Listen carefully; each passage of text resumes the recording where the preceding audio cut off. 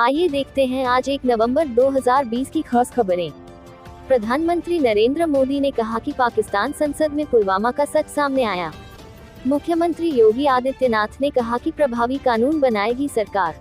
रक्षा मंत्री राजनाथ सिंह ने कहा कि पाकिस्तान और चीन हमारे दुश्मन हैं, दोनों को करारा जवाब दे रहे हैं।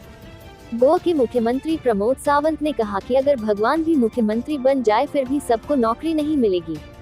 ट्रंप और ब्रिटेन ने अमेरिकी चुनाव में ताकत झोंकी।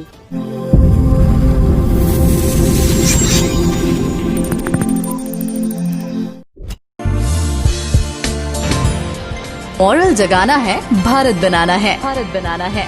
Moral group of companies, always together. आइए देखते हैं खान रईस अहमद की यह रिपोर्ट। लखनऊ, अखिलेश यादव का मायावती पर पलटवार। कुछ लोग बीजेपी के साथ मिल गए हैं। अखिलेश पर्दाफाश के लिए निर्दलीय को समर्थन किया था।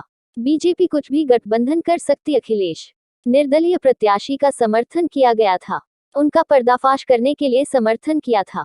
निर्दलीय को समर्थन किया ताकि वोट पड़ सके, जिससे पता चल सके कि मिली हुई है। आचार्य नरेंद्र देव की समाधि स्थल गए थे अखिलेश। जयंती पर उनकी समाधि स्थल पर गए थे अखिलेश। सवाल ये है कि भारतीय जनता पार्टी कुछ भी गठबंधन कर सकती है।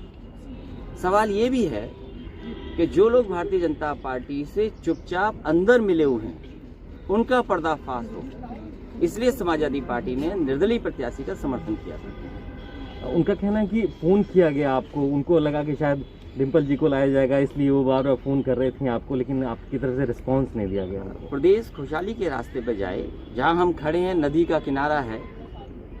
कभी किसी ने माँ गंगा की संकल्प लेकर के, माँ गंगा की कसम खा करके माँ गंगा को साफ करने का संकल्प लिया था। और यही गोमती, यही उदाहरण है कि शहर में साफ सुथरी बहे, उसके लिए समाजवादियों ने काम किया। आज उसकी हालत कैसी है? मेट्रो जहां तक पहुंची है उसके आगे नहीं बढ़ पाई। कम से कम आपको 4 लाख करोड़ के इन्वेस्टमेंट की बात तो करनी चाहिए, क्योंकि अगर 4 लाख करोड़ का इन्वेस्टमेंट आ जाएगा तो प्रदेश खुशहाली के रास्ते पे जाएगा, लोगों का वेतन मिलेगा, लोगों की खुशहाली आएगी, आप लोगों की भी तरक्की होगी उससे।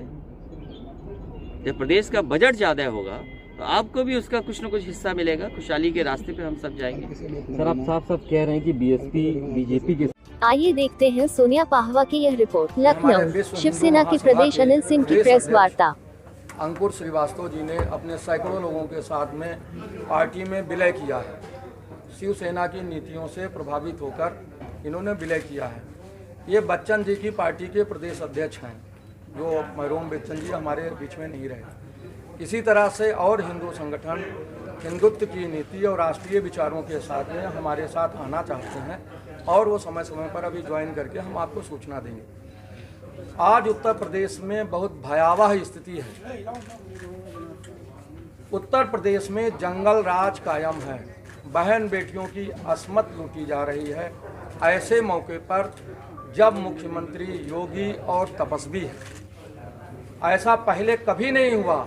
इतना कानून व्यवस्था पर स्थिति कभी विस्फोटक नहीं हुई। और इस क्रम में राजभवन की जो मर्यादा है वो भी तार तार हो रही है। राजभवन के आसपास घटनाएं घटित हो रही है। राजभवन संज्ञान नहीं लेता है।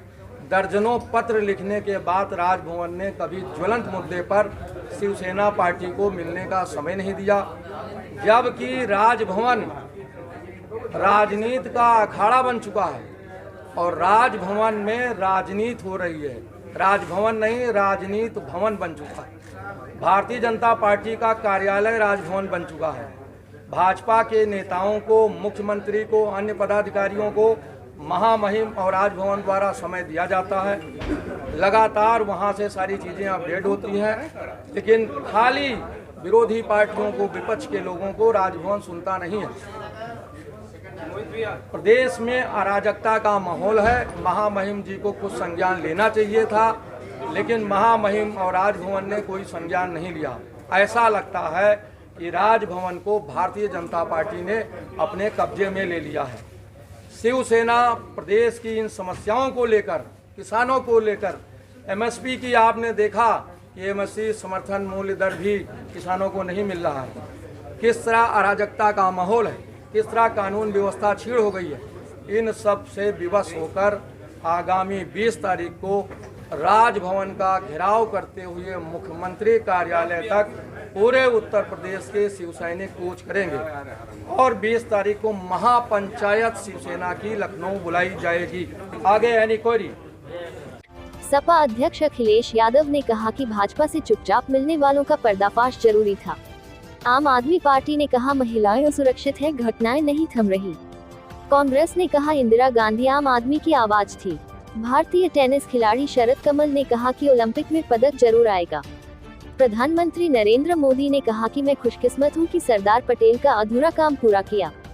रिजर्व बैंक ऑफ इंडिया ने कहा बिजली महंगी हो सकती है, पहले जैसी नहीं रह गई है रियल एस्टेट की सूरत। मुफ्त वैक्सीन देना आचार संहिता का उल्लंघन नहीं है।